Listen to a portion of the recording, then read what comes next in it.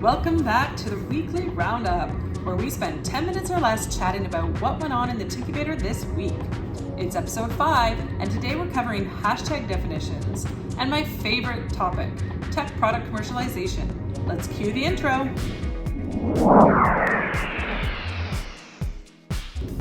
Hey everyone, it's Friday, and that means it's time for another episode of our weekly roundup.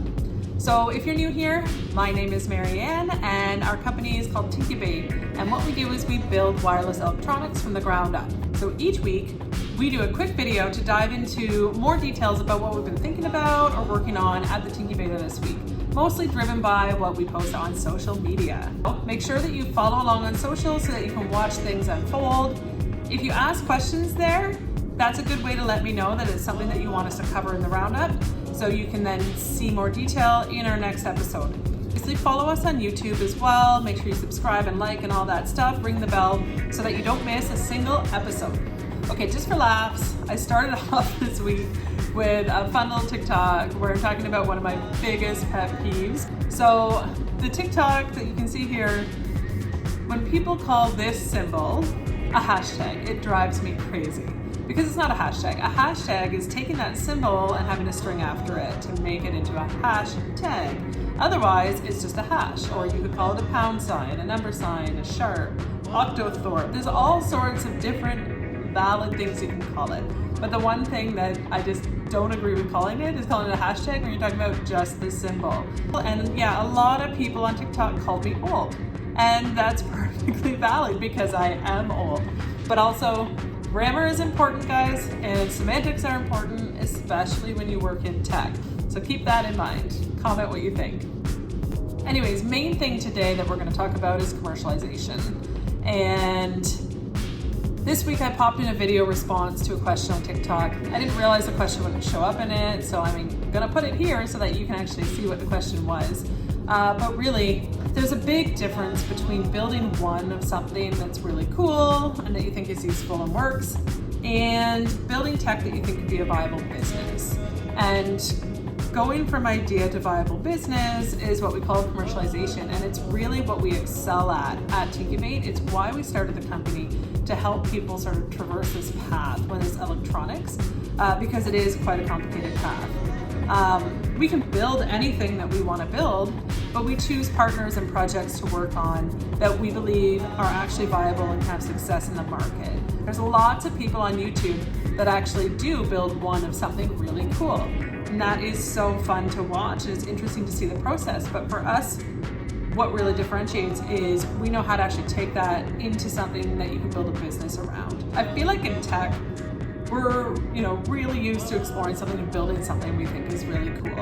And then we kind of assume if we think it's cool, that it can turn into a business and that everyone will think it's cool and they'll magically just come and buy it from us. And when you actually run businesses like we have, that is absolutely not the case. There's so much work that goes into sales and marketing and things like that that are just as important as the tech. And tech people don't like to hear us say that, and it's very true. But there's just so many steps involved with commercialization. I have worked with companies who have built some really cool tech, but it takes them like $200 to build it, and the most someone will pay for it is $50, which means they have to be able to build it for $20 or less. If you want to go talk about product costing all day long, I've got some in episode 2 you can hop over to, and I plan to do some more in the future to talk about what it really costs to commercialize. So my main point with this TikTok was to make sure that people are spending the time doing market validation. And unfortunately, that means talking to people a lot and trying to get people to pay for something, a solution that you built, before you spend any money trying to commercialize. So you have to do some actual serious market validation, not just on the surface, like, yeah, I think I could build it for this, and I think people would buy it for this, and that's good. You have to look at so many different things, and we'll kind of dive into it, but not too much because it's a 10-minute or less episode, right? But yeah, my quick advice is don't spend a penny on commercialization until you've done your diligence on the market validation side. Otherwise, just keep building cool stuff for yourself, and you can show it off in whatever forum you want to. You can show it off online, you can show it to people, you can try to get investment, all that fun stuff. But until you actually have traction in a marketplace with someone indicating that this is something that will work, don't spend your money on it, please, because that's how sort of the startup mentality and like everything in movies is very romanticized about what startup life is. Do your research first. Don't spend a dime until it's time and you believe that it's worth the risk, because it is going to take money no matter what you're doing. I guess we should talk about what I mean by commercialization. So it's really going from a proof of concept or a prototype into something that can be sold. So the path to commercialization really depends on the solution that you have and how you plan to sell it. But I mean, a standard example for us is a physical wireless piece of electronics, because that's what we build most of the time. So if we use that as an example, when I talk about commercialization, I mean all kinds of things. I mean design for manufacturing, DFM, tooling, making manufacturing plans for PCB and PCBA, supply chain and procurement, serialization, provisioning, how are you going to serialize them, how are you going to provision them, get them ready to go, quality control, quality assurance, QC, QA, product certification costs, market access. I'll talk about that in a minute. That was another one of our posts this week. Shipping, logistics, packaging, pricing, sales and marketing. All of these are commercialization activities, and I could go on and on how much it costs. It's crazy. So the whole point is, do not spend money on any of that stuff until you've spent some time doing these 3 things that I put in the TikTok. And you can go watch the TikTok to hear sort of all the deeper dive. But the 3 things are, who's your customer? Who's the person who's going to pay you for this? And what does a solution mean to them? Where are your customers? Where do you find them? And then how can you actually go talk to them and reach them and spend time talking? And yes, I do mean, please go spend some time talking to people who might buy it, who are potential customers. Moving on, I did also make a post about doing regulatory certifications this week, which is, hilarious because it's maybe a really boring topic for people. But as far as commercialization goes, it's such an important factor. So in this video that I put up,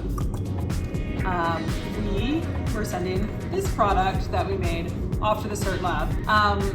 And I'm not going to talk about what this is. There's going to be a lot more in the next few weeks about this, because we do have all of our boards that's sitting behind me here in place for a small batch, and we've done some really cool stuff with it. So people are already asking me about certification paths, and unfortunately cert paths are really hard to navigate. I've spent 20 years in tech doing that. But certification paths really depend on a bunch of factors. So how many of this product are you making? Where are you selling it into or deploying it? How is it powered? Where is it installed? Where is it used? Who uses it?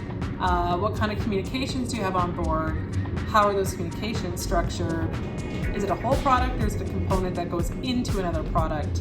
And really, your cert path could be something that costs you nothing, or it could cost you like $1 million, literally. So it's really varied. In this case, for this product specifically, the cert path was to do EMC for unintentional missions at a certified lab, just to make sure it's within the guidelines for FCC and ISED, which are for the US and Canada, and hold on to that test report in a technical documentation package and call it a day. And now this costs something from anywhere from sort of $2K to $3K if you're doing it in facilities like we are. And the reason that this path works for this product is because it is for US and Canada only right now. It's powered using a pre-certified external power supply. The communications inside of it are pre-certified modules, and none of the transmitters can simultaneously transmit. All these things are factors in this specific cert path. Don't just mean that that's the cert path for your product, because it's very different per person. So I do strongly encourage you to put questions in the comments, and I'll try to make a video resource about it with some basic fundamentals. But again, everything is just, it depends. So that's it for me today, guys. Make sure that you follow on social media. We're heading into a long weekend here in Canada for Thanksgiving, so we'll be back next week for an episode. Bye!